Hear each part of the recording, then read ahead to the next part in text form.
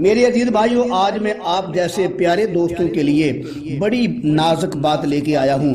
پہلے بات کو سنیں، اس کے بعد جواب دیں۔ میری دل دعا ہے کہ اللہ تعالیٰ آپ کو سلامت رکھے۔ حضرت علی رضی اللہ عنہ کو مشکل کشا بنانے پر بعض لوگ بہت زور لگاتے ہیں۔ علی رضی اللہ عنہ کی مشکل کشائی پر نعرے بازی بھی کرتے ہیں، بلکہ علی رضی اللہ عنہ سے مدد بھی مانگتے ہیں۔ توجہ فرمائیں، حدیث پاک کے اندر آتا ہے حضرت علی رضی اللہ عنہ کے 2 اونٹ پہاڑی پر چڑھ رہے تھے۔ نبی صلی اللہ علیہ وسلم کے سکے چچا حضرت امیر حمزہ رضی اللہ عنہ نے ان دونوں اونٹوں کے گلوں پر چھری چلا دی۔ اس وقت شراب حرام نہ ہوئی تھی، حضرت امیر حمزہ رضی اللہ عنہ نے شراب پی ہوئی تھی۔ جب حضرت علی کو پتہ چلا تو جلدی وہاں گئے، دیکھا کہ دونوں اونٹ ذبح ہو گئے ہیں اور حضرت علی رضی اللہ عنہ کا کل سرمایہ یہی 2 اونٹ تھے۔ یہ منظر دیکھ کر حضرت علی رضی اللہ عنہ روتے ہوئے نبی صلی اللہ علیہ وسلم کی خدمت میں حاضر ہوئے، آ کر عرض کیا، یا رسول اللہ صلی اللہ علیہ وسلم، امیر حمزہ رضی اللہ عنہ نے میرے دونوں اونٹوں کو ذبح کر دیا ہے۔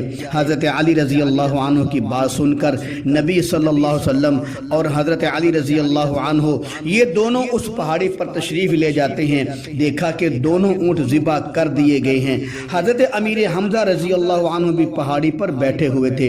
نبی صلی اللہ علیہ وسلم حضرت امیر حمزہ کو دیکھ کر واپس تشریف لے آتے ہیں اور حضرت علی رضی اللہ عنہ نے عرض کیا، یا رسول اللہ صلی اللہ علیہ وسلم، آپ نے امیر حمزہ کو کچھ نہیں کہا؟ اس پر نبی صلی اللہ علیہ وسلم نے فرمایا، اس وقت امیر حمزہ نشے کی حالت میں تھے، اگر میں ان سے بات کرتا وہ نشے کی حالت میں میری بات کو رد کر دیتے یا آگے سے کوئی غلط جملہ بول دیتے تو ایمان کی روشنی سے محروم ہو جاتے۔ پھر نبی صلی اللہ علیہ وسلم نے فرمایا، جب امیر حمزہ کی طبیعت صحیح ہو جائے گی تو میں ضرور بات کروں گا۔ حدیث میں موجود ہے کہ حضرت علی رضی اللہ عنہ روتے ہوئے اللہ کے نبی کے پاس آتے ہیں۔ کیا کبھی مشکل کشا بھی رویا کرتا ہے؟ کیا کبھی مشکل کشا پر بھی مشکل آتی ہے؟ حضرت علی رضی اللہ عنہ اگر مشکل کشا ہوتے تو ان پر مشکل نہ آتی، ان کے اونٹ ذبح نہ ہوتے۔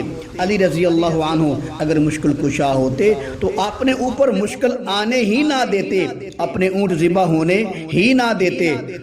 جو اپنی مشکل دور کروانے کے لیے کسی دوسرے کے پاس جائے تو میرے قبلہ، میرے حضور، میرے پیارے بھائیوں، وہ خود مشکل کشا نہیں ہو سکتا۔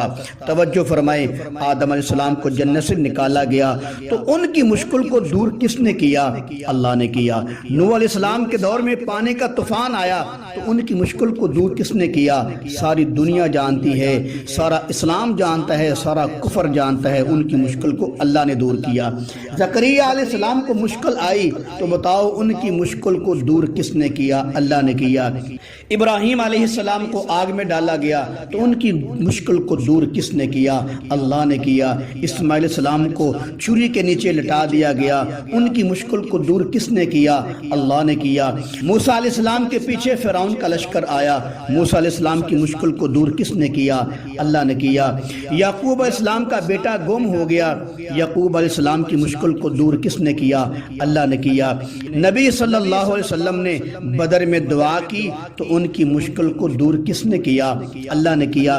ہجرت کی رات نبی صلی اللہ علیہ وسلم کی مشکل کو دور کس نے کیا؟ اللہ نے کیا۔ 1,24,000 انبیاء کا مشکل کشا کون ہے؟ صرف اللہ ہے۔